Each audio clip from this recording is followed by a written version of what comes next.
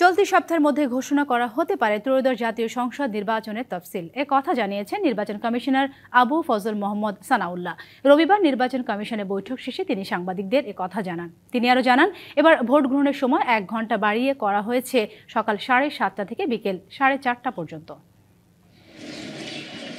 আগামী জাতীয় সংসদ নির্বাচনের তফসিল কবে ঘোষণা হবে সে বিষয়ে সিদ্ধান্ত নিতে রাজধানীর আগারগাঁওয়ের নির্বাচন ভবনে রবিবার সকালে শুরু হয় বৈঠক। প্রধান নির্বাচন কমিশনার এএমএম নাসির উদ্দিনের সভাপতিত্বে সভায় 4 কমিশনার, সচিব সহ সচিবালয়ের ঊর্ধ্বতন কর্মকর্তারা উপস্থিত ছিলেন। পরে নির্বাচন কমিশনার আবু ফজল মোহাম্মদ সানাউল্লাহ জানান, এ সপ্তাহে তফসিল ঘোষণা করতে সব প্রস্তুতি নেওয়া হয়েছে। অতি শীঘ্রই আমাদের ত্রয়োদশ জাতীয় সংসদ নির্বাচন এবং গণভোটের তফসিল ঘোষণা করা হবে। এই সপ্তাহের মধ্যেই কোনো এক সময় আমরা তফসিল ঘোষণা করব। আমরা মহামান্য রাষ্ট্রপতির সাথে দেখা করব, পুরা কমিশন। আমরা ভোটের সময় 1 ঘন্টা বাড়ানোর সিদ্ধান্ত নিয়েছি। ভোট শুরু হবে সকাল 7:30টায় এবং চলবে বিকাল 4:30 পর্যন্ত। বিদেশে ও বিশেষ ক্ষেত্রে দেশে বসবাসরত নাগরিকরা পোস্টাল ভোটিংয়ে অংশ নিতে পারবেন। তাদের জন্য মঙ্গলবারই পাঠানো হচ্ছে ব্যালট পেপার।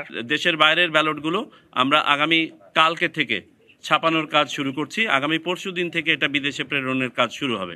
নতুন এবং ফিরে আসা গ্রাহকদের জন্য নগদে চলছে ক্যাশব্যাক সহ প্রতিদিন হাজারো উপহার জেতার সুযোগ। হবে আশা আর ফেরা, সারপ্রাইজ সেরা। পোস্টাল ব্যালটের মাধ্যমে দেশের ভিতর থেকে যে 3 ধরনের ভোটার যারা দিতে পারেন, তারা তফসিল ঘোষণার পর দিন থেকে শুরু করে মোট 15 দিন নিবন্ধন করতে পারবেন। এই নিবন্ধন সম্পন্ন হলে তাদের কাছে ইন কান্ট্রি পোস্টাল ভোটিং এর ব্যালট চলে যাবে। তিনি আরও জানান, তফসিল ঘোষণার পর থেকে পরবর্তী 48 ঘন্টার মধ্যে রাজনৈতিক দলগুলোকে সকল পোস্টার অপসারণ করতে হবে। প্রচার সামগ্রী অপসারণের ব্যাপারে আমরা যেদিন তফসিল ঘোষণা করব, সাথে সাথে 48 ঘন্টা সময় দিয়ে সব ধরনের প্রচারণা যেগুলো রাজনৈতিক দলগুলো ইতোমধ্যে করেছেন এবং ঝুলিয়েছেন, এগুলো সরাতে হবে। সহকারী প্রিজাইডিং অফিসার এবং পোলিং অফিসারের স্টপ নিয়েছি। আমাদের প্রয়োজন এবং মাঠ পর্যায়ে থেকে যে তালিকা প্রস্তুত করা হয়েছে সেটা নিয়ে আমরা সিদ্ধান্ত নিয়েছি। বেসরকারি যে ব্যাংকগুলো আছে সেগুলো আপাতত বিবেচনায় নিচ্ছি না, তারা রিজার্ভে থাকবে। একান্ত প্রয়োজন না হলে তাদেরকে নেওয়া হবে না। গণভোটের ক্ষেত্রে ভোট কক্ষে একাধিক গোপন বুথ করা হবে বলেও জানান কমিশনার। গণভোটের প্রশ্নটা যাতে সহজে ভোটাররা আপনার কক্ষে প্রবেশের আগেই জেনে যান, এই জন্য প্রত্যেকটা কেন্দ্রে এই ব্যালটটা বড় আকারে ছাপিয়ে ভোটের লাইনের সামনে ঝুলানো থাকবে। অর্থাৎ সিক্রেট বুথ, যেখানে ভোটার ছাপ দেন,